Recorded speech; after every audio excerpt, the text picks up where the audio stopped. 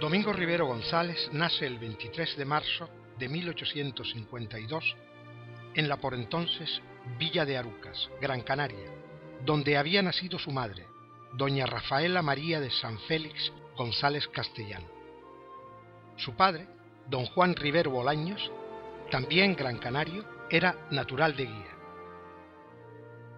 En 1864, el futuro poeta se traslada a Las Palmas para hacer el bachillerato en el Colegio San Agustín, en el que asimismo estudiaron figuras relevantes de la sociedad canaria. En 1869 es miembro fundador del Comité de la Juventud Republicana de Las Palmas. Los padres de Domingo, ante las huelgas de mayo de 1869 en Gran Canaria, y para atenuar quizá sus preocupaciones políticas, deciden enviarle a Europa con el pretexto de que amplíe estudios. En 1870 reside por un tiempo en París. En París, ciudad que abandonará como consecuencia de los sucesos de la Comuna, conoce a los exiliados republicanos españoles y entre ellos a Fermín Salvochea, cuyo talante justiciero y solidario evocará Rivero 50 años después en su poema Salvochea. Entre 1870 y 1873 su vida transcurre en Inglaterra. Vive muy cerca del Museo Británico, en el número 19 de Torrington Square.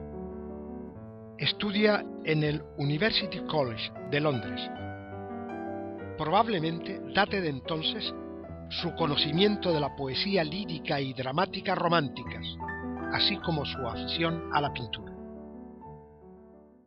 Pertenecen a la época londinense del joven Rivero varios documentos iconográficos que se conservan del poeta, tan poco dado después a posar ante una cámara.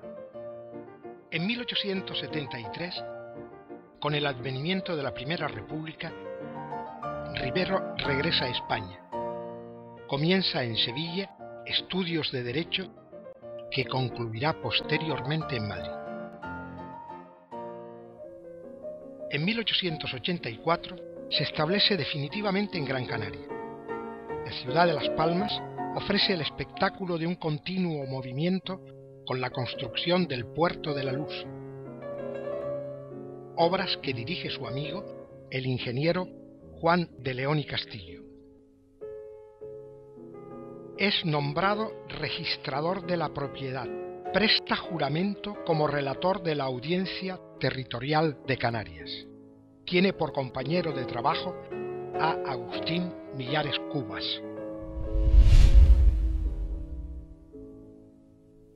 El 9 de febrero de 1885 contrae matrimonio con doña Nieves del Castillo Olivares y Fierro, joven de excelente preparación cultural.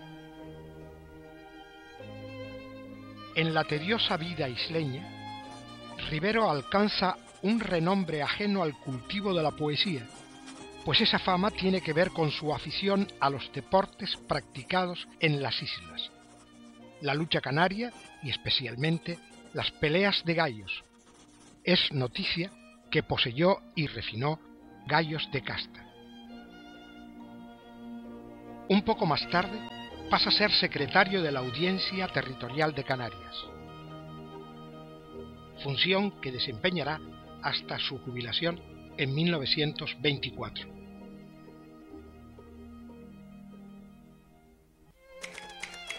Se desconoce la fecha del inicio de la escritura poética de Rivero. Cierto es que por un tiempo rindió tributo a la moda impuesta por entonces, breves composiciones conocidas como pensamientos destinados a álbumes de autógrafos, fotografías, postales, etc.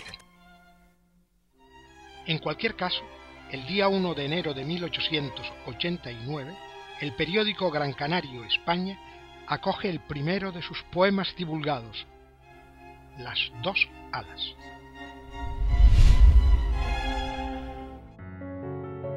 En la ciudad asiste a las veladas de las compañías teatrales de paso para América.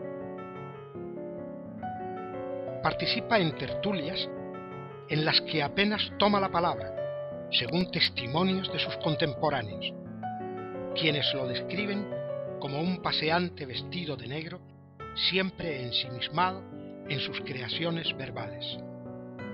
Habita en el número 10 de la calle Torres, donde, entre otros poemas, escribe Piedra Canaria, pues con ese material estaba hecho y ornamentado aquel domicilio, lugar en que hoy se asienta el Museo del Poeta. Los jóvenes escritores canarios Tomás Morales, Alonso Quesada, Saulo Torón, Claudio de la Torre, entre otros, vuelcan en Domingo Rivero un unánime reconocimiento e identifican su obra, aún escasamente divulgada, con la raíz más honda de la poesía canaria.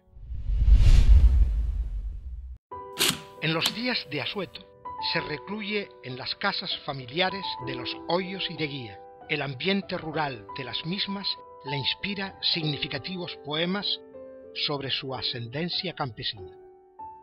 En la casa de los Hoyos será recibido en junio de 1910 Miguel de Unamuno, que había viajado a Gran Canaria como mantenedor de unos juegos florales.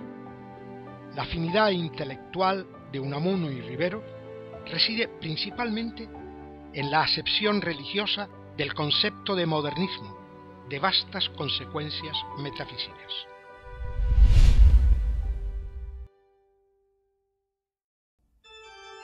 En el mes de julio de 1922 aparece en la revista madrileña La Pluma, sin que se hubiera contado con el consentimiento de Rivero, el más célebre de sus sonetos, síntesis de su filosofía existencialista, Yo a mi cuerpo.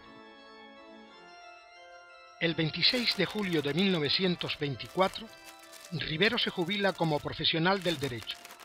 El recuerdo de aquella larga dedicación asoma en el poema Viviendo, comenzado en 1916 y concluido en 1924.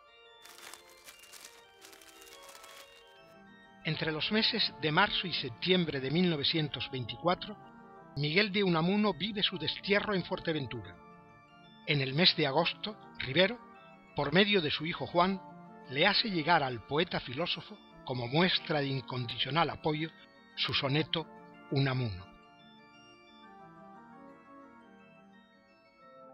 Hacia 1926, don Domingo trabaja en la preparación de una antología personal de su obra, proyecto que le había sugerido su hijo Juan, el más allegado de sus admiradores. Don Domingo se entrega a aquella labor, pero la progresiva e irreversible enfermedad de su hijo, que fallecerá el 24 de junio de 1928, le hará desistir de aquel propósito. El poeta sobrevive a su hijo en pocos meses. En la madrugada del 7 al 8 de septiembre de 1929, Domingo Rivero fallece en su domicilio capitalino de la calle Torres.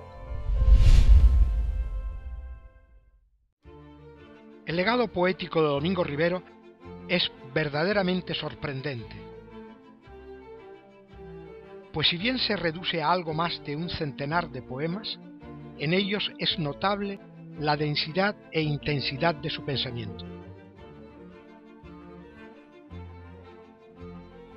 En su quehacer, el poeta es movido por dos determinantes: la necesidad de alcanzar un mejor conocimiento de sí y la circunstancialidad, la captación en distintos momentos y por distintos motivos de la consistencia de ser en la temporalidad. El primer rasgo de absoluta libertad creadora hace de Domingo Rivero un poeta puro, apartado de la convencional persecución de la profesionalidad o gloria literarias. El segundo rasgo confiere a su poesía un decidido carácter existencialista, pues todo cuanto constituye la realidad inmediata del poeta, paisajes urbanos, personas y objetos, filtrado por la imagen corporal, queda humanado en el desgaste de una finitud común. Esta poesía, al tiempo que atrae la clasicidad a un espacio atlántico, eleva su localismo al plano de la universalidad y ha venido abriendo, de generación en generación y en espaciadas exhumaciones, las vías para la reflexión de la modernidad lírica en Canarias.